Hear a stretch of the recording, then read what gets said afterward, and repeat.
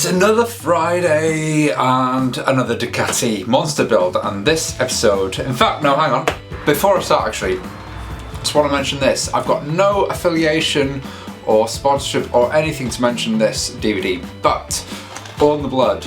Whilst people are in lockdown mode at the moment across the globe, this is a brilliant piece of viewing, and I'd definitely urge anyone that's got interest in motorcycles or anything, obviously you have, otherwise why else would you be on this channel? It is absolutely fantastic. So if you can, check it out, Oil in the Blood, definitely. So back onto the Ducati Monster project. So this week what we'll be doing is using that prototype that I took from the mould last week with all its imperfections, showing all the defects and everything that the clay originally had, and making a plug out of that. And that'll be using who knows how many litres of filler, putting over it and making it smooth, absolutely smooth, and it's a laborious process, so it's going to be a long one. So here it is, Ducati Monster prototype.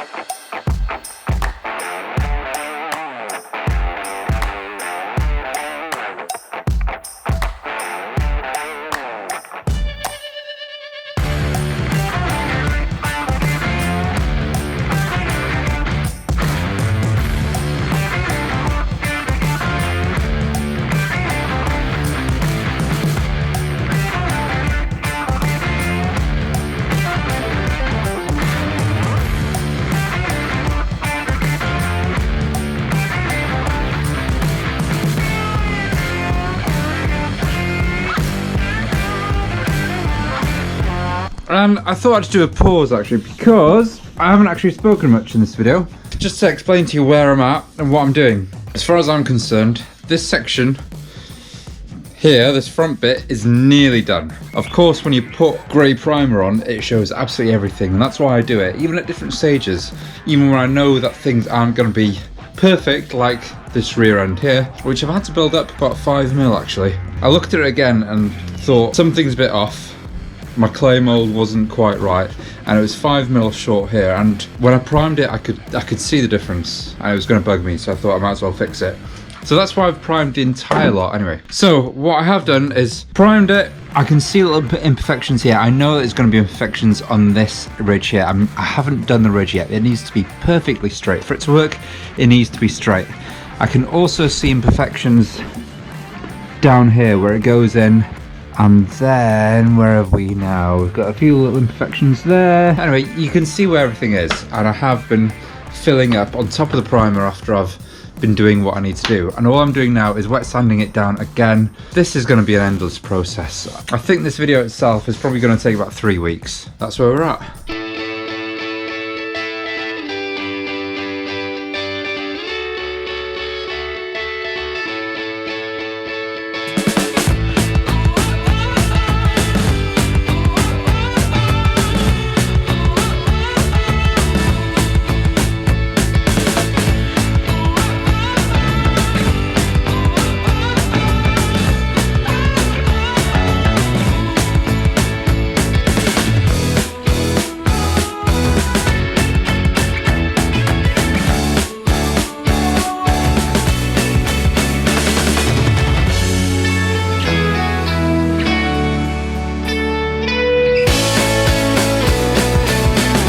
And another break here. I probably work out that I'm getting about 3 hours a day work on this. 2.5, 3 hours a day. And the biggest problem I had, I was looking at it from here and thinking, hang on, something's not quite right.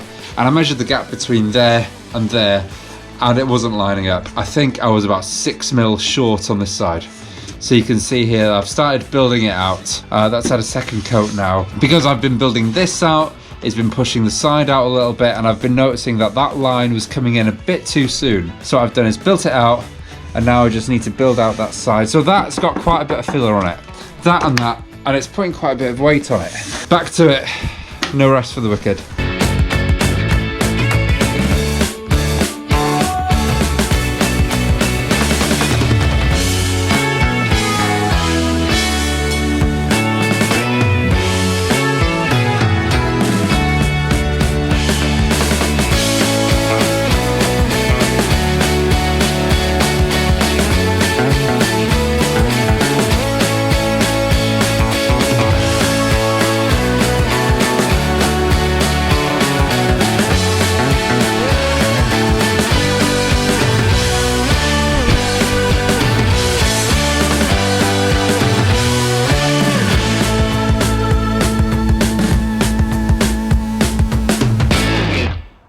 And here it is, done. There are obviously a few more places that I do want to give attention to, but this pretty much is a good stage to end the video. So there is a little blemish down there that I need to sand out. Now that it's all primed, I can see exactly what needs doing. There's obviously a little blemish down there. Now this line here, I don't know if it's just me, but I can see a little kink going in there. Now that will bug me for eternity if I don't at least sort that out. Apart from that, the rest of it is looking quite nice. These lines work really well. It's got that angular line going down there. This is now straight. I have filled in these holes for now. We'll debate on whether we actually cut those out the carbon fibre once it's done, or cut it out the mould. This seat area needs to be finished. It's not smooth all the way around, as you can see. I need to give it more attention, so I need to cut that straight. Oh, and a few little holes there, which I can easily fill out. But I'm really liking that, and especially these knee dents. You can see now that it's grey primed and everything like that. You can see all the contours, all the light hitting down, and of course we're going to be having the paint line going up that way, so that's going to look really nice. And this is how it's going to open and close. Yes, I've used a bit of wood at the moment there, but that isn't going to be a permanent fixture. We'll have to see how it works. But anyway, it's going to be pivoting on that joint there, and that's going to be the way that I'm going to be fixing it down. So I need to create a little custom hinge that sits there, that then screws in to these screw holes here, which is where the key barrel is mounted, and I'll pivot up like that, and then that'll allow me to get into whatever electrics, if any, that I put in there. I mean, the fuse box is there, which is always good, but that then allows me to get into the battery at least. But it's all about thinking, how does it work? And that is it. It's been 3 weeks in the making. So I've been up at 6 in the morning, and then obviously doing a full day's work, getting back to this then at about 6 in the afternoon, and then back onto it at 10 o'clock at night until about midnight. And it's such a laborious process of just sanding it down, priming it, seeing where the imperfections are, filling it up, same again. I'd say it's about 98% done. I can still see blemishes here, that bit of sandpaper can't sort out. But I will be coating it once again, and I can't for the life of me remember what it's called. But it's a product that's been recommended to me by Easy Composites that will make my plug all shiny and everything like that, and it'll kind of fill in any imperfections. It's like a high build primer in a way, but it's looking a heck of a lot better than that original prototype that we took out the mould in the last episode. Anyway, so next steps for me now off camera is to get this 100% happy with, but I do need to do the fairing now. The fairing is here in its clay state, and then as a lot of you know that it's going to have like a headlight fairing on the front as well, so I do need to design that. I haven't actually designed it yet, and I keep on changing my mind on what I'm going to do.